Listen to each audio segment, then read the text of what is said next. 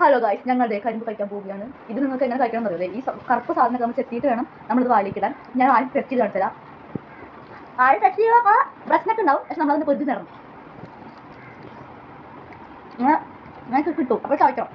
വേറെ ഇടും ചവയ്ക്കണോണ്ടാ. എക്സ്പേർട്ട് എത്ര ആളും ചവയ്ക്കും. കണ്ടോ, അത് ഇത്ര വലിയ സാധനമായിരുന്നു. അത് ഇത്ര പൊന്നാക്കി ഗൈസ്. ഇത് നമ്മൾ ചവയ്ക്കണം. അപ്പോൾ എനിക്കൊരു നാത്തൂനുണ്ട് ഗൈസ്. ആ നാത്തൂനോട് ട്രൂ ലവ് എന്ന് പറഞ്ഞാൽ ഇജാതി ട്രൂ ലവാണ്. കാരണം എനിക്ക് കരിമ്പ് ഞാൻ നിങ്ങൾക്ക് നേരത്തെ കാണിച്ചില്ല. ആ കരിമ്പ് എനിക്ക് കഴിക്കാൻ പറ്റിയില്ല. കടിച്ചിട്ട് ഞാൻ കുറേ ശ്രമിച്ചു, പക്ഷെ കത്തിയോണ്ട് ഞാൻ ശ്രമിച്ചു, പക്ഷെ എനിക്ക് പറ്റില്ല.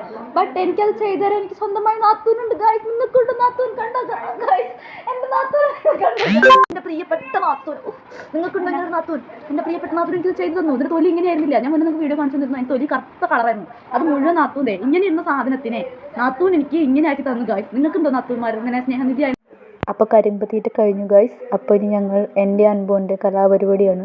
അത് ഡാൻസാണ്. ഞങ്ങൾ രണ്ടുപേരും സ്വന്തമായി പാട്ട് പാടി ഡാൻസ് ചെയ്യുകയാണ്. അതാണ് നിങ്ങളിപ്പോൾ കണ്ടുകൊണ്ടിരിക്കുന്നത്. നന്നായിട്ടില്ലേ ഞങ്ങളുടെ ഡാൻസ്?